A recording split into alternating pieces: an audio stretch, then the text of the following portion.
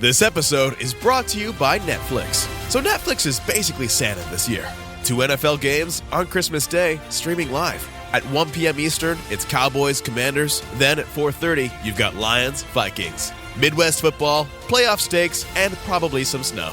Watching holiday football is a tradition the whole family can enjoy. Open some gifts, grab some food, settle in, and watch NFL Live on Netflix this Christmas Day. This podcast is brought to you by Carvana. Carvana makes car selling fast and easy from start to finish. Enter your license plate or VIN and get a real offer in seconds, down to the penny. If you accept, Carvana will come pick up your car from your driveway. Or you can drop it off at one of our car vending machines. Either way, you get paid instantly. It's fast, transparent, and 100% online. Car selling that saves your time. That's Carvana. Carvana. Pickup fees may apply.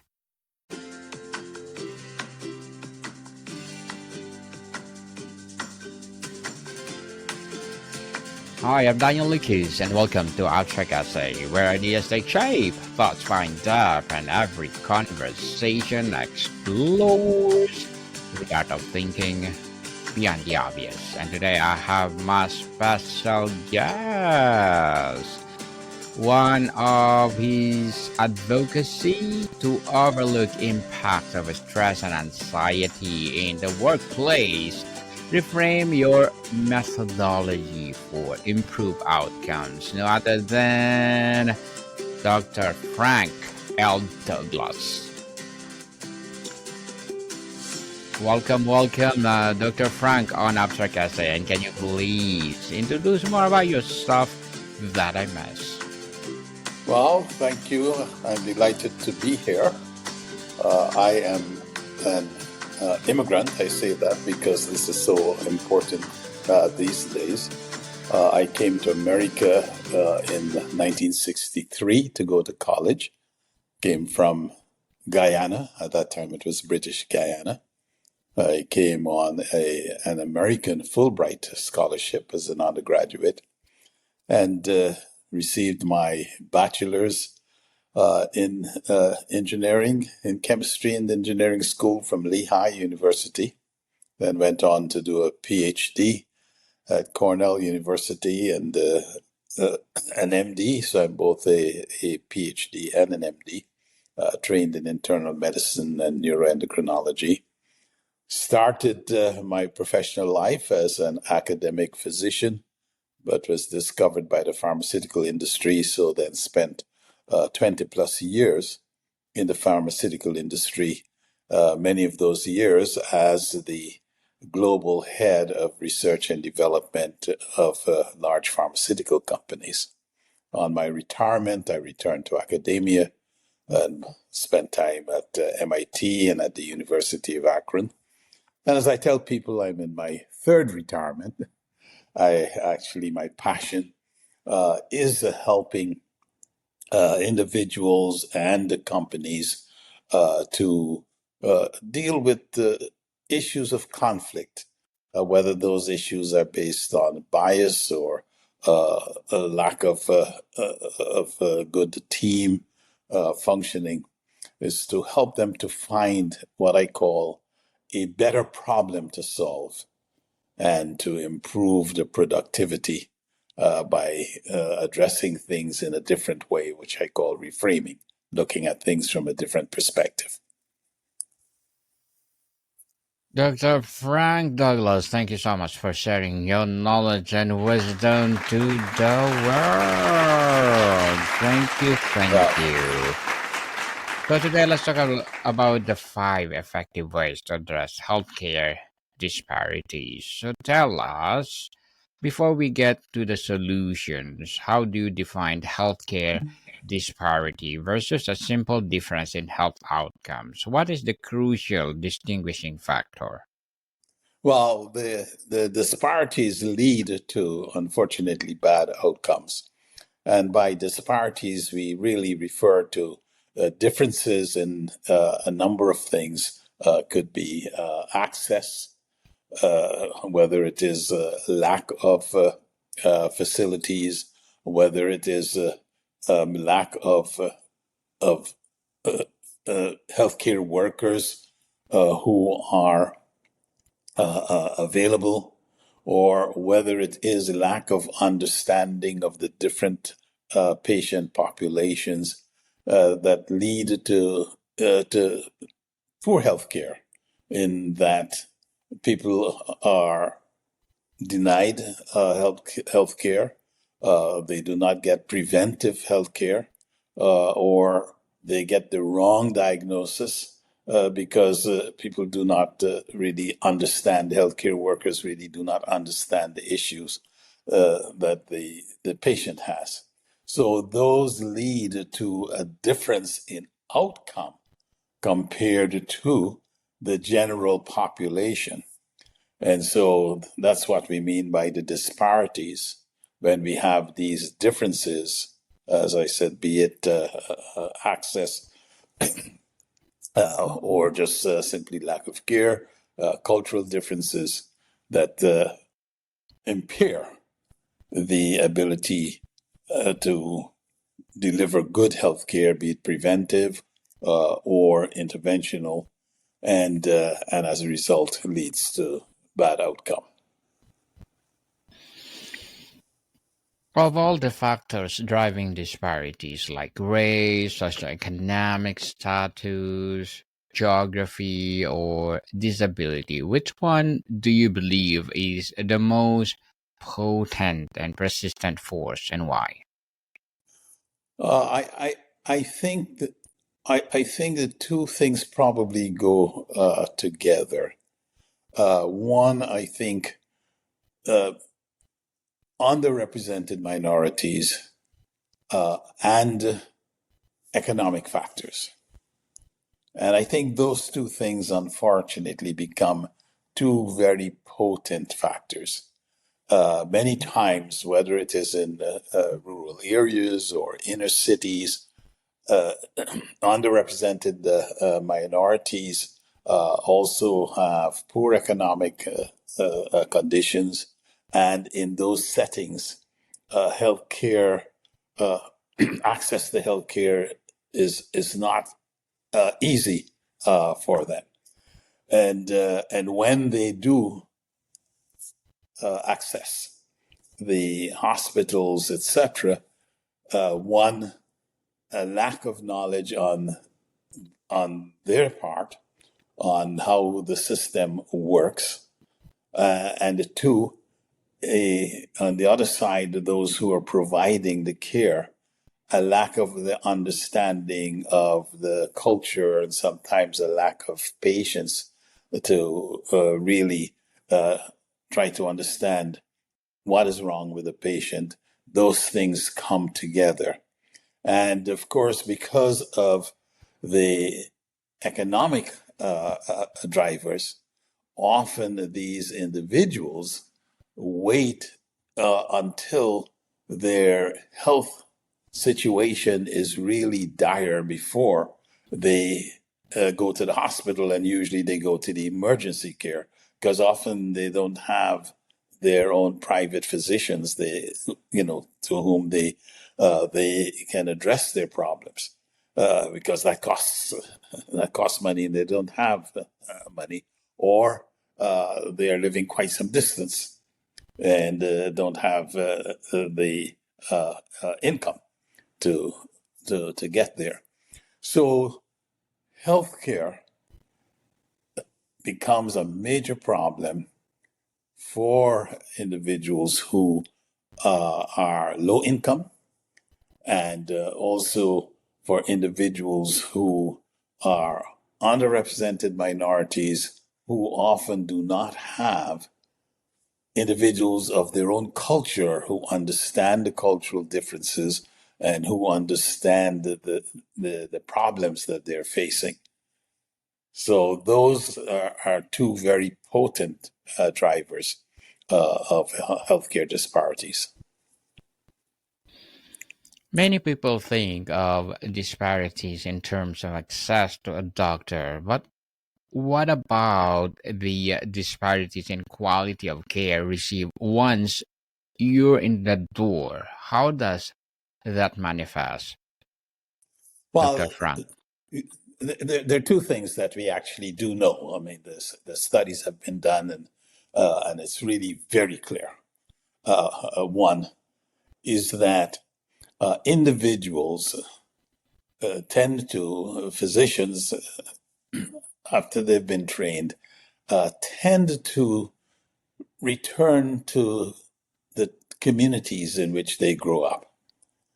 And so if you have a paucity of native Indian physicians, or you have a paucity of Hispanic physicians, or a paucity of Black physicians, you can assume that there are going to be fewer of those physicians in those communities.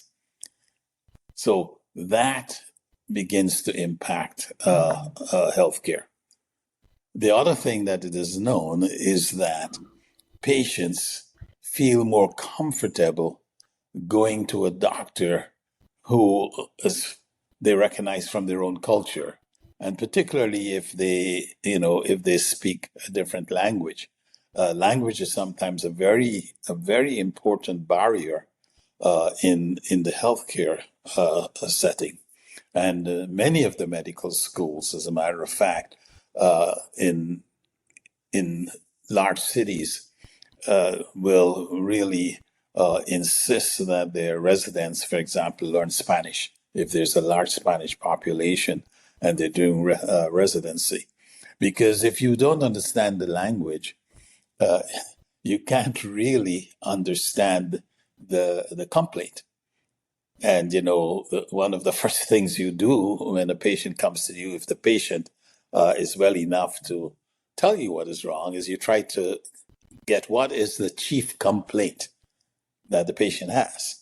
Now, if there's a language barrier, then you really have a problem. Many hospitals do also provide interpreters in order to get over that barrier.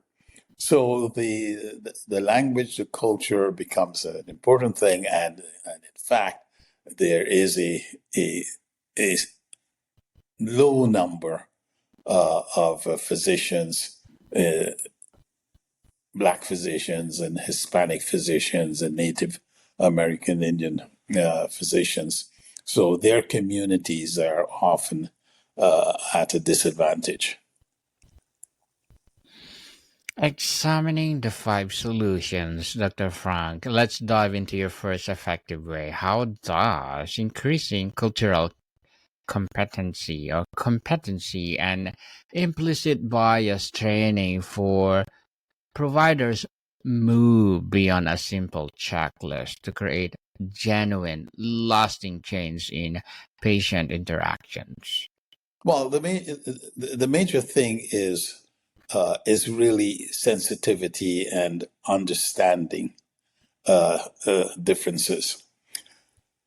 If the patient recognizes that you are really listening and you are empathetic and you have an understanding, that begins to build a trust within the patient. And the patient then begins to feel more comfortable to explain what is going on. The fact of the matter is, unless the patient is in a dire situation where they cannot speak, and you're going to be rushing them to the operating room. If it's a medical condition, the history, as we call it, namely the description that the patient gives about what is happening, when it happens, what makes it worse, what makes it better, family history. Is there anyone in the family who has had that problem or the present? So the whole discussion becomes very important from the viewpoint of the patient being able to describe what they are experiencing, their symptoms, and the environment in which they are, and the family history, etc. If the doctor does not have that, the doctor is at a disadvantage. And as a result, the patient is at a disadvantage. Dr. Frank, what are your short-term and long-term goals? My personal short-term goal is really to get to as many individuals and organizations as I can to share with them the importance of really looking at things from a different perspective when there is a problem.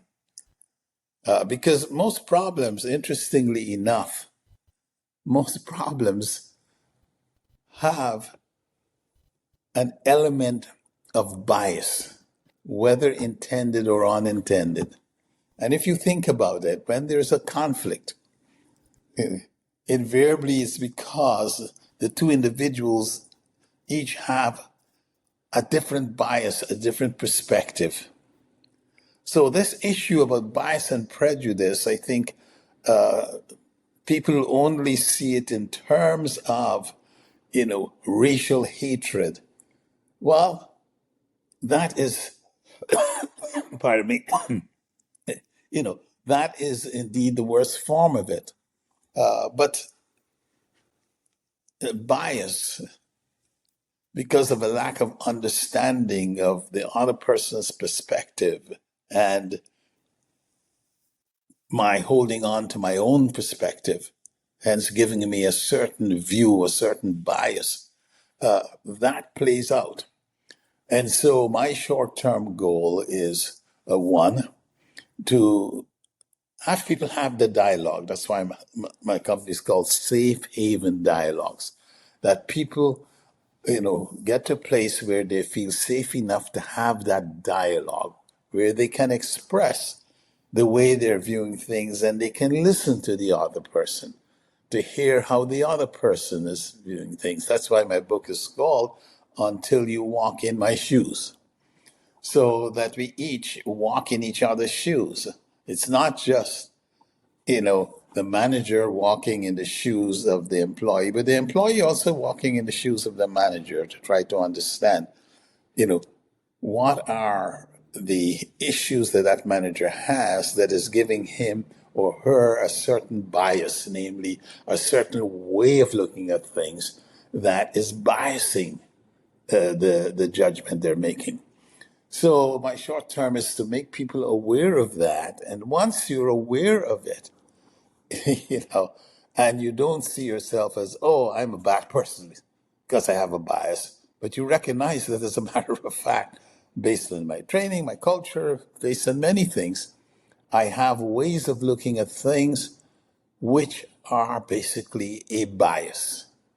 Some biases end up having a good effect. Some biases end up having a bad effect, but we have to be aware of it. Now, once we are aware of the bias, then can we work on that and change the lens, if you like it, through which we're looking at the problem? Move away from that bias and look at the problem differently. And so that is what I hope to achieve in the short term, is to make people aware of that and to give them the tools to do what I call, once you look at this from a different perspective, let's find a better problem to solve. And a better problem to solve is a problem which is similar to the one that an individual or a team is experiencing, but guess what? It's one which is shared by not just one individual, but is shared by many individuals. And let's focus on that problem, because once we solve that problem, it will be easier to solve the minor problems around it. Good luck to your goals, Dr. Frank, and looking forward for more success. And what will be your piece of advice for those people out there who want to be like you? Who would like to be like me? Yes. Well, I don't know if I want them to be like me. What I would like them, what I would like them to Who do, knows? what I would like them to do is um, uh, to really pay attention to the perspectives, when there is a problem, and to recognize that people have different perspectives, and to try to look at finding ways in which to change that perspective in order to come to an outcome. One of the things that I learned early in my career is that a lot of times, we have a problem and we don't stop and ask ourselves, what is the desired outcome? And not just the outcome I want for this particular problem right now, but what's the outcome I would like 3 years from now?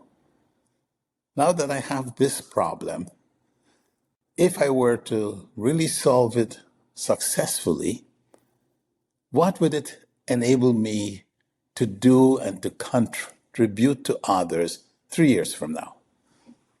And make that my desired outcome.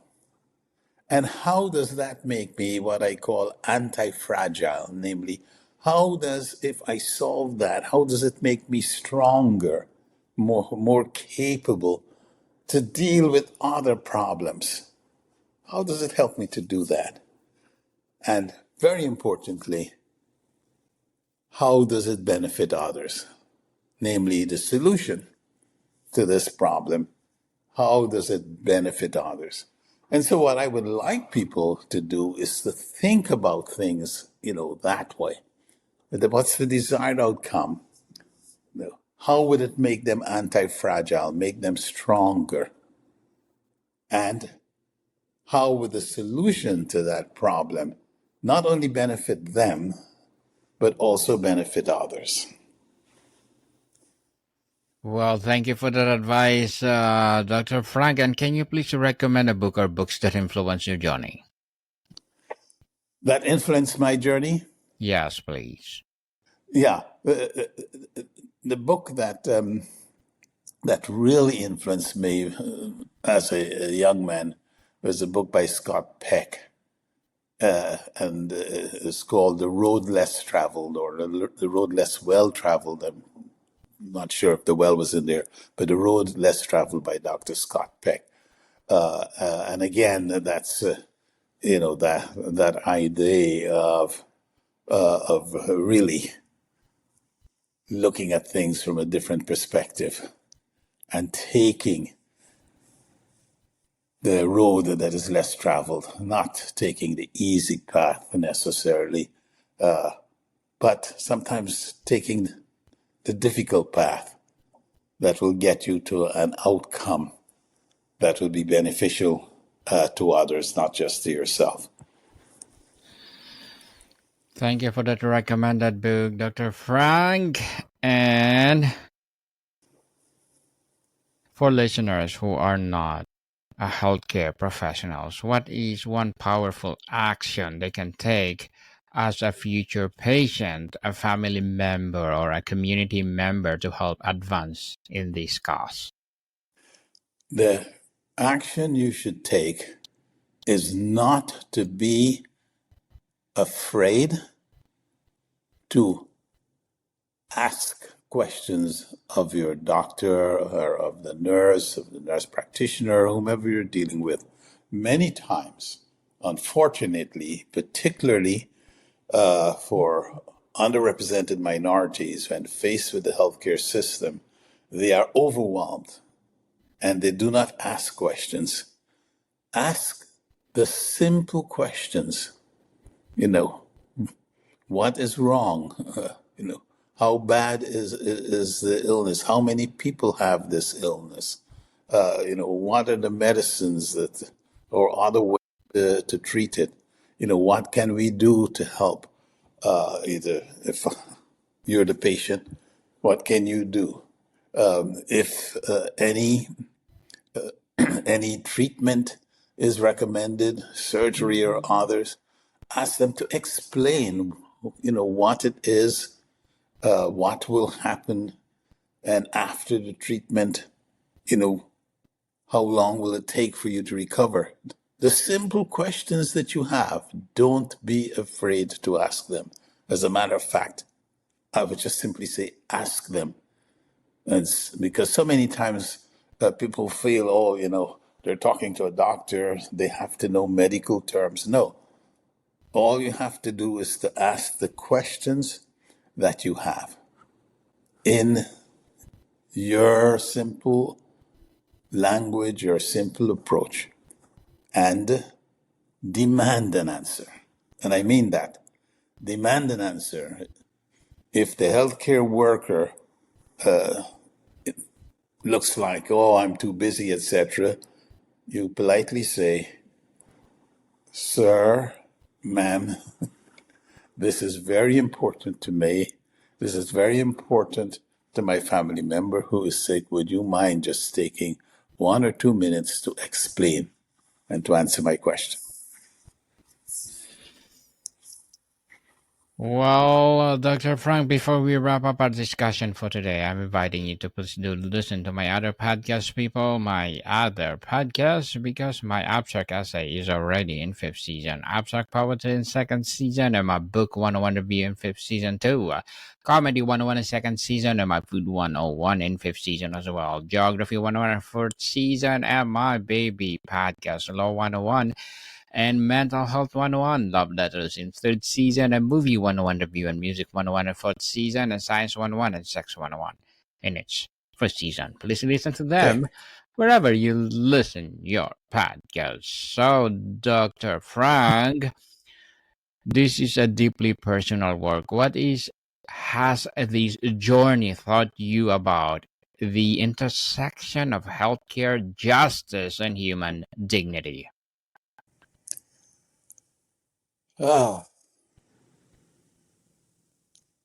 I start with human dignity. If we really recognize and accept that we are all valuable, we're all created equal, we all have dignity. On my podcast, one of the guests said something that was just so remarkable. It was a wonderful refrain. Her name is Dr. Pham. She's a Vietnamese extraction, initially came to America as a small girl, and is an excellent psychologist. And she said the following. She said, the golden rule is not to treat others as you would like to be treated, but to treat others as they would like to be treated. And I thought that was just such a wonderful refrain, because that's about human dignity and telling everyone that you respect them, you value them, and therefore you want to know how they would like to be treated. Now, if you start there, then it's really very clear that no one would like to be treated poorly with bad medicine, not to be listened to when they access the healthcare system. So you start with that you value that person, you recognize that a person wants to be treated as a human with dignity. The rest follows. Well, thank you for that, Dr. Frank, and thank you so much for sharing your knowledge and wisdom to the world. So can you please invite our listeners to support your podcast, your advocacy, or whatever projects that you're doing right now? Yes, I would really invite people to listen to my podcast. It's called the Anti-Fragility Reframe. podcast, Anti-Fragility Reframe podcast. Yes, people, let's support Dr. Frank, because if you support him, for sure, more and more empowering advocacy to come, more and more empowering episodes of the podcast itself. So, Dr. Frank, thank you so much for your time. Well, thank you for the invite, and thank you for the questions. I really enjoyed the opportunity to share with your listeners. Likewise. More to come, people. See you soon.